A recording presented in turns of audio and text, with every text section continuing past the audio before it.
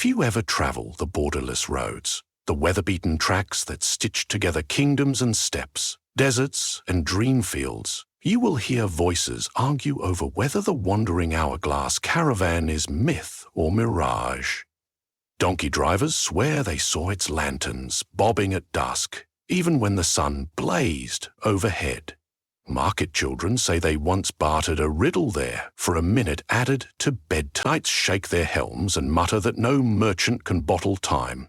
Yet every generation there are witnesses who swear on hearth and heart that they spent coinless currency and came away with a little more life than fate had allotted. Their testimony keeps the tale alive, and, as the old keepers of rumour like to say, a tale alive is a tale that may be waiting just beyond the next bend. The caravan, the story goes, consists of 7 wagons linked nose to tail like boxcars of an impossible train. Each wagon is painted a different hue that no dyer will admit exists. Ash gold, night teal, moon scarlet. Their wheels are inscribed with constellations that change positions the longer one stares. Between the spokes hang hourglasses of every conceivable size. Some are no bigger than a teardrop. Some stand taller than a cedar, their crystal bellies domed in protective iron ribs. The sands inside are seldom sand. You might see moth wings or dawnlight ground to glitter, or the salt of nostalgic tears. The caravan's master, an ageless figure called the chronomancer by some and Auntie TikTok by others, doles out these hourglasses, but never for coin, or jewels, or any mortal tender. The only acceptable price is laughter, a currency minted by joy, tempered by vulnerability, and valued according to mysterious rules only she seems to understand. Throughout the lands thrives a folktale cycle describing how 3 disparate souls each purchased moments from the hourglass caravan and set in motion consequences strange, sweet, or sorrowful. Their stories overlap like interlocking gears, teaching the listener that time paid for is still time borrowed, and the joke one tells today may echo for centuries. First among the trio was Pippa, a baker's apprentice in the dust-rimmed town of Briarsink. Pippa was famous for her sunrise bread loaves shaped like a dawning sun, their crusts brushed with honey to catch the morning light. But Pippa's mother had grown frail, and the apprentice rose earlier each day to knead dough, stoke ovens, and still nurse her mother before the cock crowed. There were never enough minutes. They slipped through her fingers like flour, so when Pippa heard tinkling chimes beyond the bakery's alley one violet pre-dawn, she followed the sound and discovered the 7 wagons parked where no wagon had room to park. Lanterns shaped like pocket watches swayed over the display. A hand beckoned her, slim, with rings of tiny ticking gears for gemstones. Auntie TikTok emerged, skin the colour of old parchment and eyes glimmering with the patience of glaciers. "Seeking something, Cromfingers?" she asked. Pippa, startled by the nickname that smelled of ovens, replied that she wished for another hour each morning so she could both care for her mother and keep the bakery afloat. She expected a demand for coins she did not possess. Instead, the chronomancer set on the counter an hourglass no bigger than a robin's egg, filled with sunrise embers. 1 hour to be poured before first light, she explained, to earn it. Amuse me. Pippa attempted a joke about a sourdough loaf and an overheated oven. It wilted in the still air, drawing not even a titter. Auntie TikTok shook her hourglass head. A joke rehearsed is a joke embalmed. I buy laughter unplanned. Pippa stood helpless until a daring thought rose. She would bake. Dragging a portable brazier from the wagon's flank, she did not recall fetching it, but there it was. Pippa mixed, kneaded, and flavoured a lump of dough with pepper and wild mint. She sculpted it into a caricature of the chronomancer herself. Long nose of crust, eye hollows dotted with black olives for pupils, and most daring cogs etched with a paring knife around the brow. When she pulled the loaf from the ember pan, the doughy effigy squeaked, for the escaping steam whistled through a slit she'd cut as a mouth, producing a high, accidental burp. Pippa had not planned the burp. nor the mortified face she made after. But Auntie Tick-Tock's laughter erupted, bright and fierce. It jangled every hanging hourglass like a gust. "That?" she cried. "Fresh laughter! Payment accepted." She pressed the robin-egg glass into Pippa's flowered palms. But remember the rule, never hoard extra moments. Pour them as intended, or they'll calcify into regret. Pippa obeyed. Every morning thenceforth she cracked the clasp on the tiny hourglass and drizzled 60 new minutes into the twilight between black sky and dawn. She mixed dough, sang to her mother, and set loaves on shelves before the town stirred. Productivity soared. Briar-Sink's merchants sometimes queued at midnight to guarantee a sunrise loaf. But one season later, Pippa noticed her laughter thinning, like butter scraped sparingly across too much bread. The extra hour she thought she'd earned had, in truth, trimmed from her reservoir of spontaneous joy. She chuckled only when she rehearsed jokes, measuring humor like yeast. Her mother enjoyed longer visits, yet asked one evening, "Why does your smile sound lonely?" The question pierced Pippa. She realized she'd spent her laughter, not merely traded it. That night she returned to the alley, but the caravan was gone, leaving only 2 parallel ruts and a smell of peppermint gears. Pippa's hourglass, a spent shell, sat atop an overturned crate. From then on she slept the allotted hours, lived the allotted days, and kept moments precious by letting them pass untouched. The sunrise bread remained town famous, but older customers claim that no loaf since has matched the fragrance of those weeks when time was minted from laughter. The second tale, braided into the first, concerns Sir Caldus Brine, a decorated soldier of the Northern Phalanx. Caldus bore scars across shoulder and sole, proof of campaigns that historians now depict as arrows on a map. Victory agreements left him with accolades and haunted silences. He feared sleep, for dreams resurrected brothers in arms whose last breaths had syllabled his name. When he heard by tavern whisper that one could purchase extra moments, he did not seek longer daylight. He sought pauses in which nightmares dared not intrude. A buffer of wakefulness he could slip between memory and slumber. It was during a snow-choked evening at the edge of the Gulstus forest that Caldus encountered the caravan, its wheels gliding over drifts as though the world were blank parchment. The soldier was greeted by a youth, some say an apprentice to Auntie Tick-Tock, who wore spectacles with hourglass temples. "What do you pay, traveller?" the youth asked. "Steel, if needed," Caldus answered, tapping his sword hilt. "Steel buys rust," the youth said.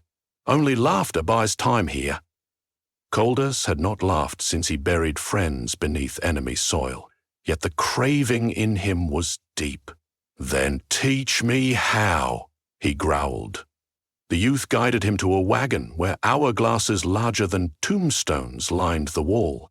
One glass contained a blizzard frozen mid-howl, another a cavalry charge paused at full gallop. Before these spectacles, Caldus felt dwarfed, but the youth produced a small, plain hourglass filled with grey grit. 5 extra minutes per night, to be placed at the foot of your bed," he said. "Enough for dreams to wander elsewhere." Caldus nodded. "In exchange?" "Make the universe laugh," answered the youth. He thrust a stub of charcoal at Caldus and pointed to an expanse of fresh snow outside the wagon. Caldus knelt, drawing the first image that entered his head. Crude stick figures, a goofy caricature of himself as the king of chickens, feathers sprouting from his helmet. He added speech bubbles where the feathered knight clucked orders to a coop of egg-shaped soldiers. The absurdity unsettled him, yet after a moment his scarred cheeks twitched. A rumble boiled in his chest, a sound he had half forgotten, until peals of laughter burst forth, echoing against the frozen branches. The youth smiled, accepting the payment. For 7 nights thereafter, Caldus set the grey grit hourglass upon his bedposts. When regular minutes expired and sleep closed in, the purchased intervals slid between him and the horrors lining his subconscious. Dreams, perhaps confused by the schedule disruption, prowled the hall outside his mind, but rarely got through the door. Caldus woke calmer. His sword hand no longer twitched at shadows. Yet on the 8th night, the hourglass did not invert at his bidding. Its sand clumped, refusing passage. Caldus rode to the borderless roads, but the caravan again had vanished. He spat an oath into the dust. The caravan travels on laughter, and laughter, he learned, is a river. Dam it once, it may not flood again soon. Caldus eventually retired to a seaside village, where children whisper that he tells bedtime stories using a wooden spoon as microphone. Each tale sillier than the last. They rarely know they are listening to a man still paying installments on an hourglass that ran out years earlier. The final and most recounted tale involves Queen Merwin of the Dawnmark Isles, a ruler beloved for fairness and feared for cunning. Merwin's council recorded that she slept 4 hours a night, worked 20, and predicted harvest cycles by tasting the wind. Yet as years accumulated, she sensed a decline, decisions blurred together, treaties frayed at their margins. She believed, with absolute conviction, that her kingdom's welfare would collapse if she did not secure more time to think. Unlike Pippa or Caldus, Merwin was not content with an hour or 5 minutes. She wanted a year, maybe several, tacked onto her reign. Legend states she invoked the ancient rite of audience, summoning the wandering merchants by lighting 11 beacons across cliff ridges at once. Sure enough, the caravan rolled off the sea itself, its wheels skipping waves like stones. Auntie TikTok greeted her at the palace gate, bowing no lower than courtesy required. "I require a year," the queen declared. "An uninterrupted year for governance, but my people must not age or suffer in the meantime." The chronomancer tutted. "A tall request, Highness. Laughter has weight, and a year costs a mountain of mirth." Merwin had prepared. She ordered every performer, jester, playwright and satirist in her realm to gather in the capital arena. For 12 hours straight, they perform. Slapstick duels, acrobatic lampoons, puppet plays lampooning Merwin herself. The cheers rose like thunder. Auntie TikTok shook her head. "Fine harvest, yet not enough. Laughter from duty is wheat, but laughter from freedom is wine." Stubborn, Merwin looked beyond her realm. She decreed all taxes waived for 1 day, provided each citizen spent the daylight in play. Labourers raced wheelbarrows, monks juggled oranges, lords skipped like children. The sound lifted such that gulls over the harbour tilted their wings to listen. At dusk, Auntie TikTok appeared, holding a vast hourglass the size of a throne room pillar. Inside drifted gold dust that emitted muffled choruses of giggles. "A year sits here," said the chronomancer, "but heed my warning. Time granted outside the river of shared existence is water drawn from the well of belonging. Drink too long, and you may thirst for something you no longer can name." Merwin dismissed the omen. She set the monumental glass in a hidden hall beneath her study, inverted it, and stepped into a bubble of secret duration. Outside, only a flicker of candlelight marked her absence. Inside, she had 12 months to map reforms, rewrite laws, and master new tongues for diplomacy. Reports flow that she conversed daily with herself in mirrors, staging arguments to fine-tune policies. She might have predicted the yield of every orchard through the century, had not silence begun to stale. Laughter was absent. She had purchased time with joy that was no longer hers. Even the echo of her own steps struck her like a stranger knocking from the other side of life. Toward the close of the secret year, she ventured above ground, expecting to find her people paused in cheerful stasis. Instead, she discovered them restless, anxious. To them only an hour had passed, yet some intangible chill had settled. The Queen's absence smelled like a storm withheld. Children asked nurses why the sun felt heavy. Lovers paused mid-embrace, puzzled by wistfulness with no cause. Merwin realized that while she had stolen time, she had also stolen a portion of communal spirit. Their laughter now carried a hollow note, as if the kingdom was missing a keystring on its harp. She sprinted beneath the palace, seized the hourglass, and tried to flip it back. The sand had clotted into lumps of unspent jokes, immovable. In desperation, she struck the glass. A single crack splintered top to bottom. Silver light poured out, and with it gales of laughter that did not sound joyous but ragged, orphaned, seeking a place to belong. The wind roared through each corridor, scattering parchments of her brilliant plans. Servants found her slumped beside the fractured pillar, hair streaked white by fallen sands. She was alive, but older by the toll she had tried to escape, her voice shaking with both sobs and chuckles, as though unsure which belonged anymore. Merwin abdicated a season later, decreeing that governance must flow inside time's river, never above it. She retired to an orchard overlooking the sea. Visitors say she hosts picnics where attendees share a single apple sliced into infinite wedges, each bite accompanied by a toast. To the moment as it is, not as we wish it. When children ask what the toast means, she laughs softly, an authentic, weary, precious laugh, and says, "Once I tried to buy what was already mine." These three stories, Pippa's sunrise loaves, Caldus's snow cartoons, Merwin's cracked pillar, form the core of the wandering hourglass legend. Bards weave variations. Sometimes Pippa becomes a potter, Caldus a seamstress, Merwin a pirate queen. The details swirl like sand in one of the caravan's own globes, yet certain elements never change. First, the caravan seeks no advertisement, but finds those whose hunger for moments sharpens to a dangerous edge. Second, laughter is both wage and sacrifice. Forced laughter curdles. Earnest laughter nourishes. Lost laughter leaves a hollow that cannot be filled by the silence of saved seconds. Third, the caravan never waits in one place once a bargain is struck. Its wheels catch the scent of fresh desire and roll on, perpetual, unstoppable, a circus of clocks that chimes only for the next curious heartbeat. Old wanderers on the borderless roads advise newcomers to keep a joke ready at all times, not only as payment should the 7 wagons appear, but as proof that time still flickers, unpredictable and alive. They tell audiences huddled around night fires to surrender, neither to hurry nor to stagnation. When a baby's giggle ripples over the circle, or an elder erupts in a wheezy chortle, someone invariably nods toward the horizon, saying, "There did you see the lantern sway?"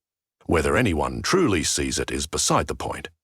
The point is to remember that the seconds we hold, let go, or trade, are beads on a string we share with every other beating heart. Perhaps one day you will stand at a crossroad when bell-like wind blows from nowhere and clocks in the back of your mind tick out of rhythm. You might see wagons painted colors your tongue has no name for.